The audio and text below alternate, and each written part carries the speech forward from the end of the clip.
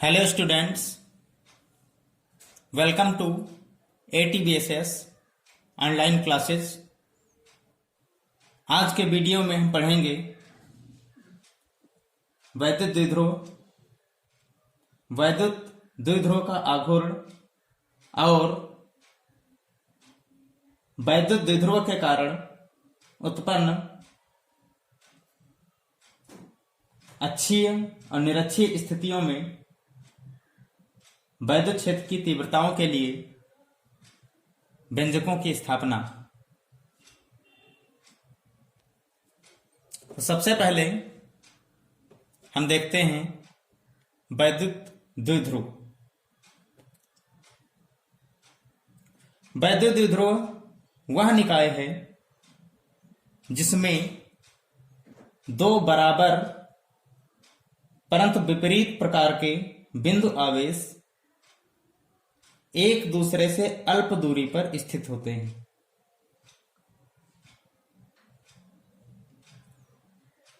मतलब एक बिंदु आवेश हम ये मान लेते हैं और एक ये है बिंदु आवेश, इसका मान Q मान लेते हैं, तो इसका मान भी Q ही होना चाहिए।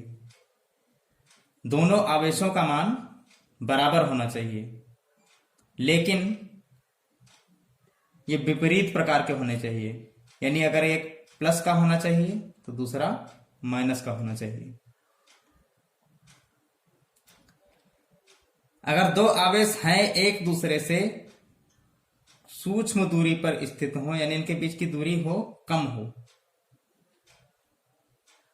तो इस पूरे निकाय को हम वैद्युत द्विध्रुव मानते हैं। इसके बाद वैद्युत द्विध्रुव का आघूर्ण किसी एक आवेश तथा दोनों आवेशों के बीच की अल्प दूरी के गुणनफल को वैद्युत द्विध्रुव का आघूर्ण कहते हैं।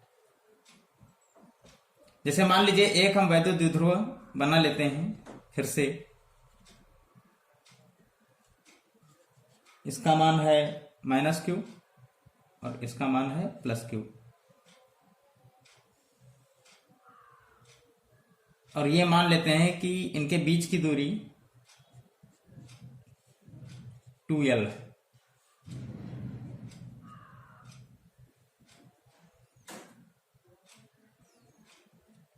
तो जैसा कि अभी हमने बताया कि किसी एक आवेश, चाहे ये आवेश चाहे ये आवेश, तथा उनके बीच की दूरी के गुणनफल को वैद्युत द्विध्रुव का आघूर्ण कहते हैं। इसे P से प्रदर्शित करते हैं। तो अगर इसका फार्मूला हम लिखें तो इस प्रकार से इसका फार्मूला होगा P बराबर Q गुणा 2L। यही वैद्युत द्विध्रुव के आघूर्ण का फार्मूला।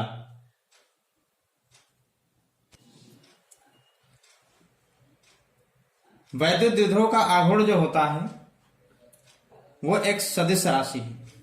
सदिश राशि मतलब जिसमें परिमाण के साथ साथ में दिशा की भी आवश्यकता होती है। इसकी जो दिशा होगी वो द्विध्रुव के अक्ष के अनुदिश ऋण आवेश से धन आवेश की ओर को, और इसका जो मात्रक होता है वो Q मतलब आवेश का मात्रक कूलाम, और 2L चूंकि दूरी है तो इसका मात्रक मीटर, यानी इसका मात्रक क्या हो गया, कूलाम मीटर। अगला टॉपिक है हमारा वैद्युत द्विध्रुव के कारण उत्पन्न वैद्युत क्षेत्र की तीव्रता। इसके लिए दो स्थितियां संभव हैं। एक होती अक्षीय स्थिति,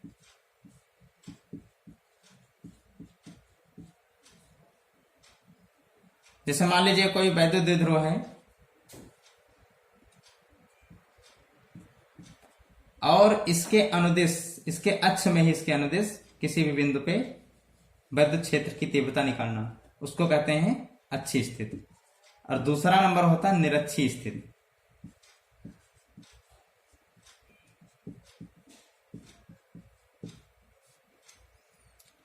इसके लिए इसके अक्ष के अनुदिश ना होकर के निरक्ष में, ये कोई वैद्युत द्विध्रुव है और इसके अक्ष में ना होकर के इधर कहीं कोई बिंदु है, उस पे वैद्युत क्षेत्र की तीव्रता हमें ज्ञात करनी है, तो इसको कहते हैं निरक्षीय स्थिति।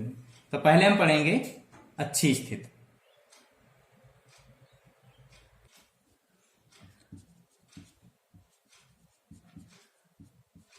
द्विध्रुव की अक्षीय स्थिति में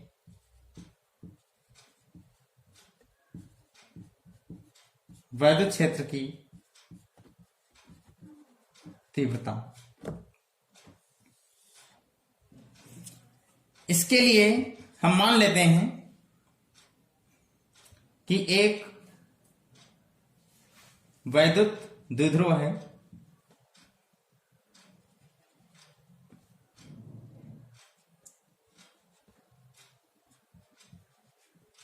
जिसमें आवेश Q, एक पे माइनस Q और एक ये पॉइंट पे प्लस Q, जो 2L दूरी पर स्थित है।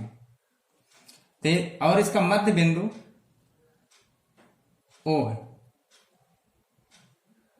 तो जब इसका मध्य बिंदु O होगा, और मैंने माना था कि इनके बीच की दूरी 2L है, तो L इधर हो जाएगा और L इधर, यानी कि इसको हम A और B मान लेते हैं, यानी कि A और O की दूरी L और O और B की दूरी भी L हो जाएगी। अब इसके अक्ष के अनुदिश एक बिंदु लेते हैं P। इस P बिंदु पर हमें वैद्युत क्षेत्र की तीव्रता निकालनी है। हम मान लेते हैं कि ये जो बिंदु P है ये O से स्मॉल r दूरी पर स्थित है, यानी O और P की दूरी है स्मॉल r।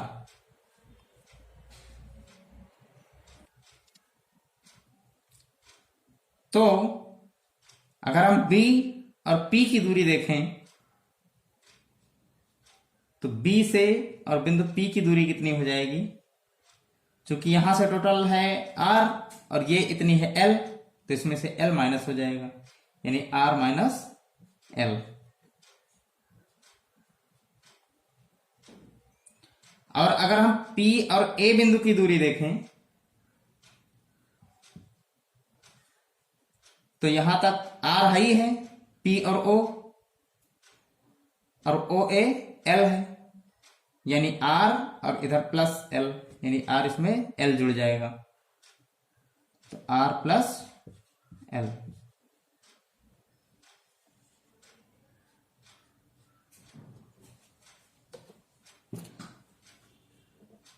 इसके बाद हम देखेंगे कि बिंदु P पर ये जो प्लस का Q है, इसके कारण वैद्युत क्षेत्र की तीव्रता कुछ ना कुछ होगी, और जो बिंदु आवेश माइनस Q है उसके कारण भी कुछ ना कुछ बिंदु P पर विद्युत क्षेत्र की तीव्रता होगी।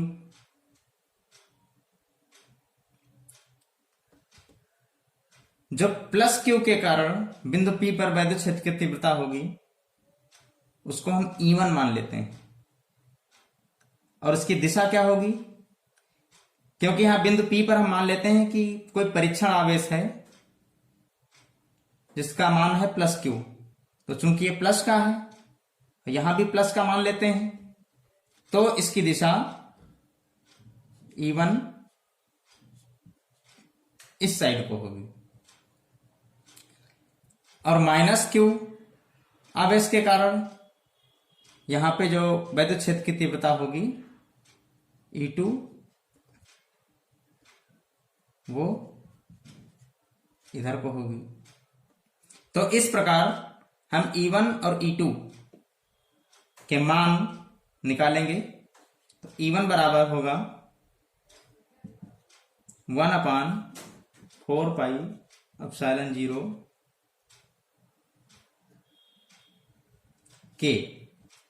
के हमने इसलिए लिखा है क्योंकि हम मान लेते हैं कि पूरा निकाय वो के पराबैद्यतांक के माध्यम में स्थित है, इसलिए यहां पे के मान लेते हैं। Q बटे, चूंकि हम E1 निकाल रहे हैं तो E1 जो है हमारा एक प्लस Q के कारण लग रहा है, तो इसके बीच की दूरी रखी जाएगी। इसके बीच की दूरी यानी बीपी का मान कितना है R minus L, R minus L और इसका स्क्वायर। ये किस दिशा में है? बीपी दिशा में। तो यहां पे लिख भी देते हैं बीपी दिशा में। उसके बाद E2 का मान निकालते हैं, वैसे ही 1/4πε0 के Q बटा, क्योंकि इसका मान भी Q ही है, परिमाण दोनों के बराबर है, लेकिन इसकी दूरी कितनी है P और A, PA की दूरी कितनी है R प्लस एल, इसका स्क्वायर। लेकिन इसकी दिशा क्या है E2 की? PA दिशा में। तो यहां पे लिख लेते हैं PA दिशा में।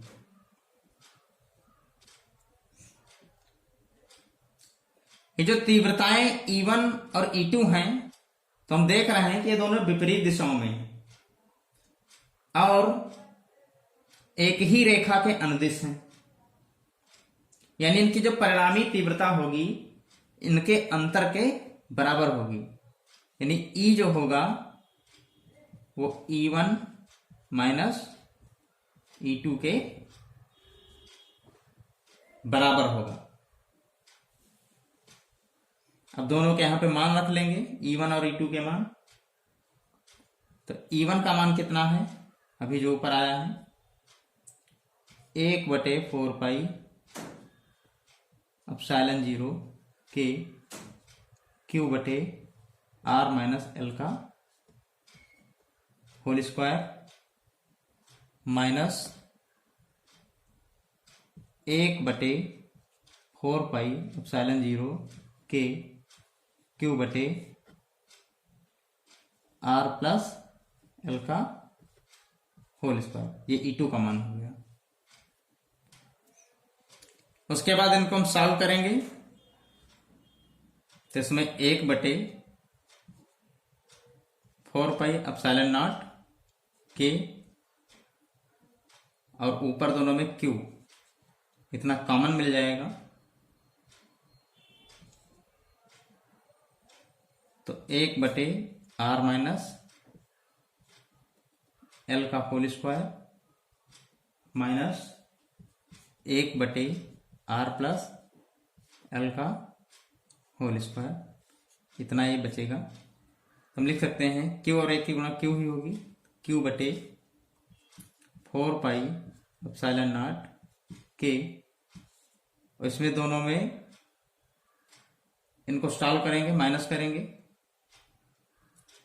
तो ये R प्लस एल का होल स्क्वायर इधर माइनस, अपने तरीके से सॉल्व कर सकते हैं, बटे R माइनस एल का होल स्क्वायर और इंटू R प्लस एल का होल स्क्वायर।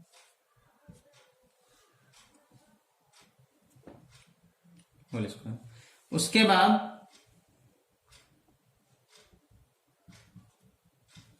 Q बटे 4 पाई, ये तो वैसे का वैसा लिखा रहेगा।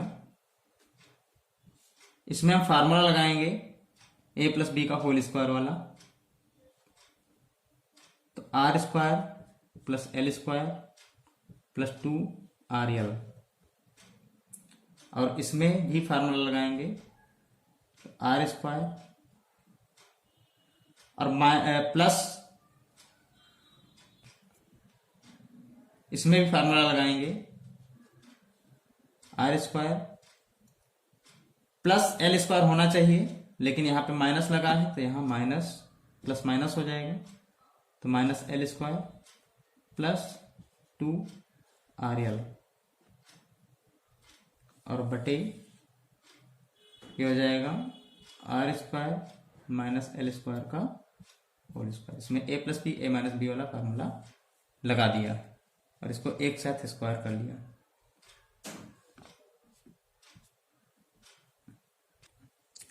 उसके बाद Q बटे 4 पाई एप्सिलॉन 0 के, अब इसमें आर स्क्वायर से आर स्क्वायर प्लस माइनस के कैंसिल हो जाएंगे, एल स्क्वायर से एल स्क्वायर प्लस माइनस के कैंसिल हो जाएंगे, 2RL और 2RL यहां पे हो जाएगा 4RL upon R square minus L square का होल स्क्वायर। इसको हम ऐसे भी लिख सकते हैं 1/4 पाई एप्सिलॉन 0 के, अब इस क्यू को यहां पे मल्टीप्लाई करवा देंगे, तो 2 इंटू 2 QL इंटू R, क्योंकि 2 दूना 4 वही रहेगा और Q ये हो गया और L ये हो गया, R लिखा वही है, हमने अलग अलग लिख दिया क्योंकि इसमें 2QL का फार्मूला हमें लगाना है, और नीचे वही R square minus L square का होल स्क्वायर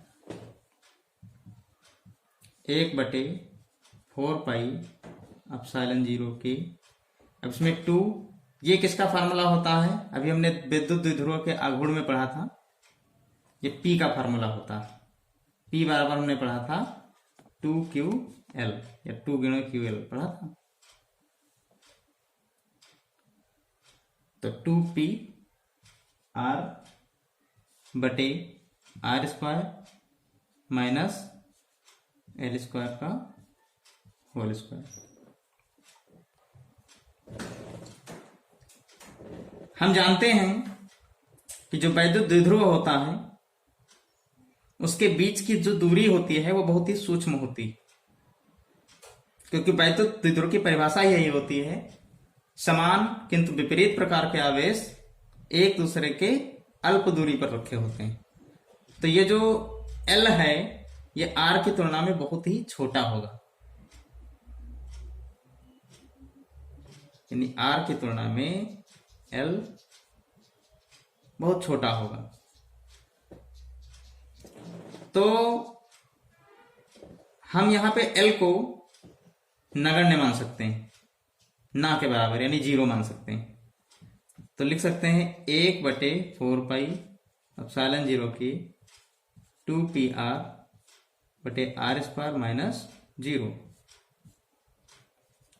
का स्क्वायर बराबर 1/4 पाई एप्सिलॉन 0 के 2PR बटे R की पावर 4। अब इस R से चूंकि यहां पे एक पावर है यहां पे 4 है तो यहां पे पावर 3 बचेगी, तो फाइनली ये हमारा आ गया E बराबर 1/4 पाई एप्सिलॉन 0 के 2P बटे R क्यूब। अगर यह वैद्युत द्विध्रुव का निकाय निर्वात या वायु में रखा है तो K का मान 1 होता है, तो जब K बराबर 1 हो जाएगा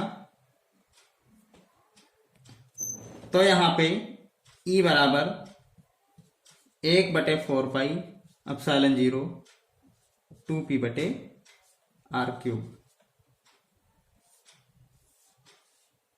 ये हमारी द्विध्रुव की अक्षीय स्थिति में वैद्युत क्षेत्र की तीव्रता का व्यंजक प्राप्त हो गया। इसका मात्रक न्यूटन प्रति कूलम। जो वैद्युत क्षेत्र की तीव्रता पढ़े थे वहां पे इसका मात्रक पढ़े थे, मात्रक वही न्यूटन प्रति कूलम। अब हम देखेंगे वैद्युत द्विध्रुव की निरक्षीय रेखा पर स्थित बिंदु पर वैद्युत क्षेत्र की तीव्रता।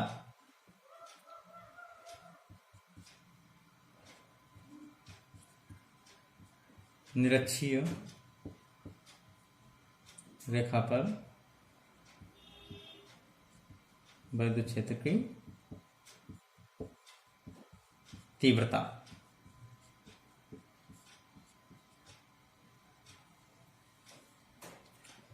इसके लिए भी हम एक वैद्युत द्विध्रुव बना लेते हैं।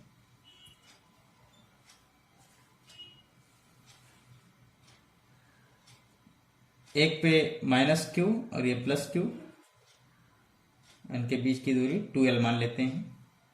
इसका केंद्र O है, ये इधर L है और इधर भी L दूरी।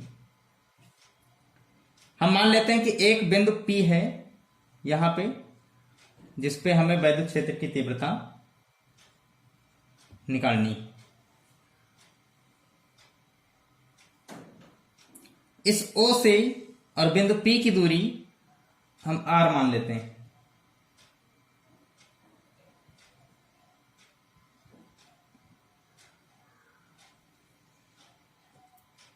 और माइनस क्यू बिंदु आवेश को A और प्लस क्यू बिंदु आवेश को B से प्रदर्शित करते हैं, B मान लेते हैं। अगर हम बात करें AP दूरी की और BP दूरी की, तो ये कितनी होंगी? तो चूंकि ये दूरी R है और ये L है, हम देख रहे हैं कि ये 90 डिग्री का एंगल है, तो पाइथागोरस प्रमेय से ये जो दूरी होगी PA और PB की, ये R स्क्वायर और प्लस L स्क्वायर का अंडर रूट। आप इसको अलग निकाल भी सकते हैं पाइथागोरस प्रमेय लगा के, और ये भी सेम होगी क्योंकि इसमें R तो उभयनिष्ठ है और ये भी L है, तो ये भी R square plus L square ही होगी। प्लस क्यू के कारण बिंदु P पर वैद्युत क्षेत्र की तीव्रता E1 मान लेते हैं, जिसकी दिशा होगी BP दिशा में, ये E1 है। और माइनस क्यू के कारण E2 जो होगी वो PA दिशा में होगी, तो ये E2। दोनों के मान निकालते हैं। E1 बराबर होगा उसी फार्मूले से जो पीछे व्यंजक में लगाए थे, 1/4 पाई एप्सिलॉन 0 के Q बटे E1 यानी कि BP R square plus L square का अंडर रूट, इसका होल स्क्वायर।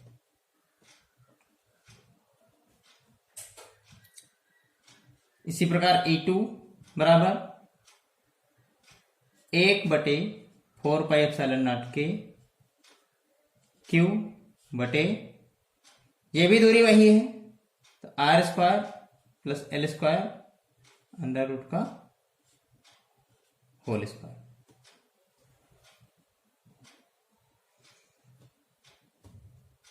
तो E1 बराबर हो जाएगा 1/4 पाई एप्सिलॉन 0 के Q बटे, अंडर रूट से स्क्वायर हट जाएगा, जब इसका स्क्वायर करेंगे अंडर रूट का तो R square plus L square बचेगा। इसी प्रकार आपका जो ये E2 होगा ये भी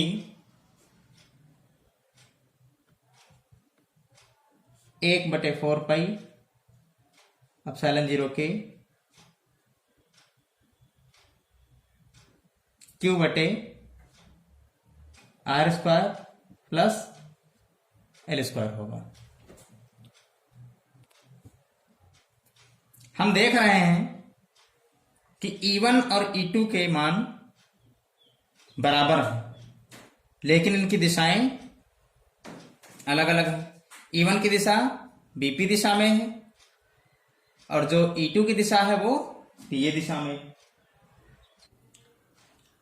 E1 व E2 को AB के लंबवत व समांतर दो घटकों में अगर हम वियोजित करें तो AB के जो लंबवत घटक होंगे, अगर इसको हम थीटा मान लें, तो AB के जो लंबवत घटक होंगे E1 साइन थीटा और E2 साइन थीटा, वो आपस में निरस्त हो जाएंगे क्योंकि इनकी दिशाएं विपरीत हैं और ये दोनों समान हैं। लेकिन जो AB के समांतर घटक होंगे E1 cos थीटा और E2 cos थीटा, इनकी दोनों की दिशाएं, इन दोनों की दिशाएं एक ही हैं, यानी ये आपस में जुड़ जाएंगे। इस प्रकार बिंदु P पर जो परिणामी तीव्रता होगी वो E होगी, E मान लेते हैं। तो हम लिख सकते हैं कि E बराबर E1 cos theta plus E2 cos theta. इसके बाद इसमें E1 और E2 के मान रख देंगे तो E बराबर हो जाएगा, E1 का मान है 1/4 पाई ε0 के क्यू बटे r² प्लस l² और E2 का मान है साथ में cos थीटा और प्लस E2 का मान है 1/4 पाई ε0 के क्यू बटे r² plus l² cos theta. ये दोनों सेम है तो हम इनको जोड़ के लिख सकते हैं 1/4 पाई ε0 के क्यू बटे r² plus l² 2 cos theta. लेकिन हम इस चित्र में देखते हैं कि अगर हम POB त्रिभुज देखें तो इसमें cos थीटा का मान आएगा आधार बटे कर्ण, यानी OB बटे PB, OB बटे PB, यानी OB का मान है L और PB का मान है √r² प्लस l²।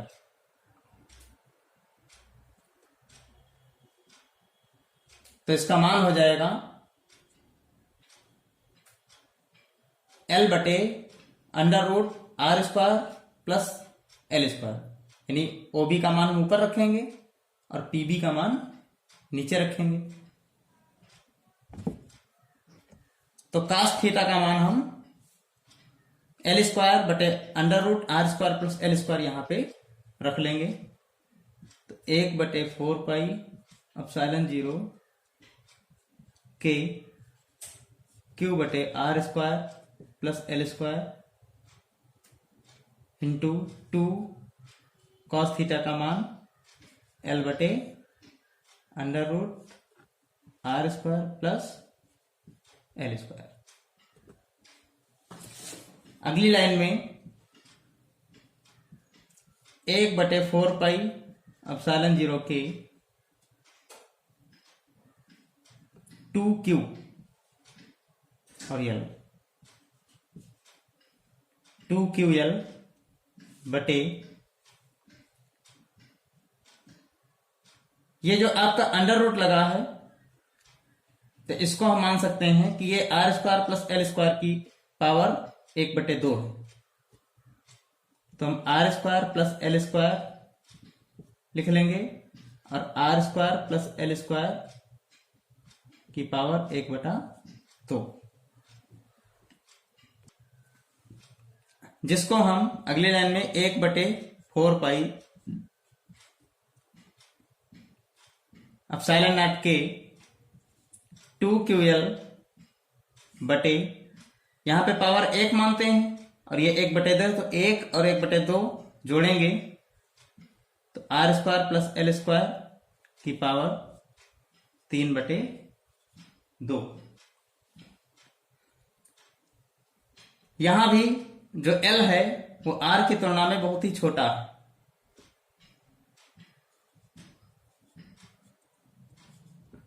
तो हम L को नगण्य मान लेंगे, यानी इसका मान 0 रख लेंगे। 1/4 पाई एप्सिलॉन 0 के 2QL बटे आर स्क्वायर प्लस 0 की पावर 3/2। अगली लाइन में 1/4 पाई एप्सिलॉन 0 के 2QL को हम लिख सकते हैं P, क्योंकि P बराबर 2QL होता है, वैद्युत ध्रुव का आघूर्ण। तो P बटे आर स्क्वायर की पावर 3/2, इस 2 से 2 कैंसिल हो जाएगा, यानी R की पावर 3 रह जाएगी। तो फाइनली E बराबर 1/4 पाई एप्सिलॉन 0 के P/R³। अगर ये निर्वात या वायु में स्थित है तो K का मान 1 हो जाएगा, तो इसको हम लिख सकते हैं कि E बराबर 1/4 पाई एप्सिलॉन 0 P/R³। ये हमारा वैद्युत द्विध्रुव के निरक्षीय स्थिति में किसी भी बिंदु पर वैद्युत क्षेत्र की तीव्रता का व्यंजक प्राप्त हो गया। तो हाँ स्टूडेंट्स, आज के वीडियो में बस इतना ही। हमें उम्मीद है कि आप लोगों को समझ में आ रहा होगा। यदि कोई भी डाउट है तो प्लीज कमेंट करके बताइए, हम आपके डाउट को क्लियर करेंगे। और वीडियो को लाइक कीजिए, शेयर कीजिए और चैनल को सब्सक्राइब कीजिए। Thank you.